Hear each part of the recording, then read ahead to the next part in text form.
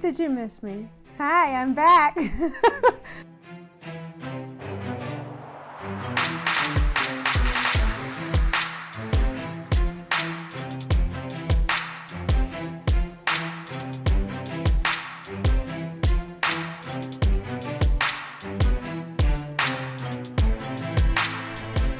Hi, this is Bridget with Spruill Cannabis Collective, coming to you with the third installment of our Pros vs. Cons series that we're doing in partnership with Rocket Packs.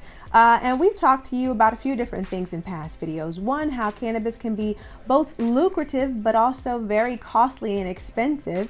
And this as far as managing and running a business. And the second thing we talked about as far as the industry in and of itself, it being very trendy and very popular and very sexy, but at the same time, it's still being a business and how it's always under a microscope and it's pretty much big business, so we have to respect it as such. This third iteration is going to focus a little bit more on the societal aspect of cannabis, and that's how cannabis pretty much is a life-saving plant. A lot of us have had experience with that life-saving component, how it's enhanced the quality of lives for our loved ones suffering through diseases and symptoms and pain.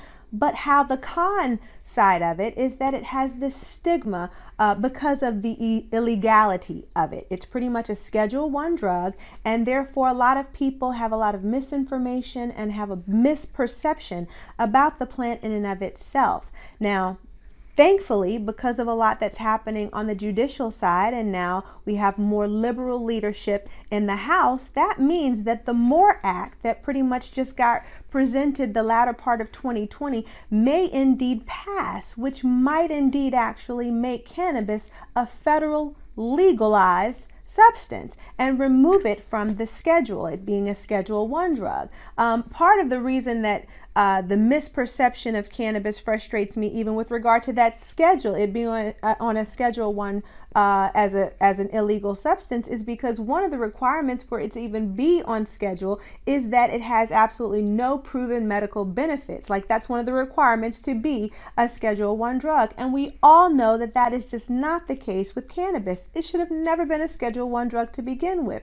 Why was it? Because, again, public misperception, misinformation, and unfortunately to some degree just outright lies. But a new day is dawning, people, and I do hope that this will no longer be a pro versus con issue in the industry. I'm hoping that federal legalization will change the perception, but maybe not. We've had so many years of it being considered an illegal drug that we still may have just these sweet little old church ladies suffering from Alzheimer's and suffering from rheumatoid arthritis and suffering from pain that just have nothing to do with cannabis because they believe it to be evil. And at the end of the day, we have to work as a society to change that perception. But for now, I can't tell you the number of symptoms that I have researched and personally seen with my own eyes that cannabis alleviates. Everything from Crohn's disease to, of course, cancer treatments, Parkinson's disease, rheumatoid arthritis, glaucoma,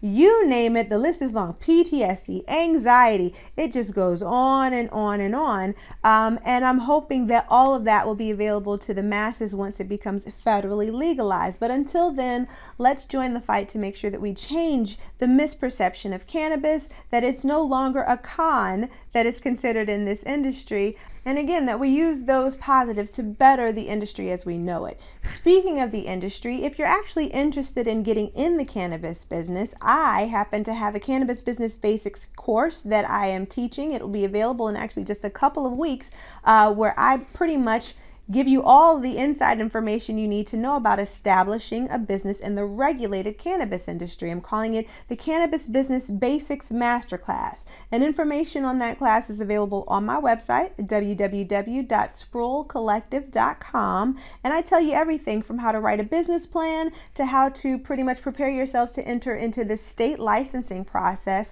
on through to business trends, on through to resources that are made available to you if you just want to delve a little bit more into the industry and learn as much about it as possible. So if you're interested, check that out. Again, in 2 weeks it'll be available. But in the meantime, I'm honored to be able to bring this information to you, and I hope that you find it helpful and useful. Until next time, best of luck to you. Happy 2020. Peace and blessings. Take care. Bye-bye.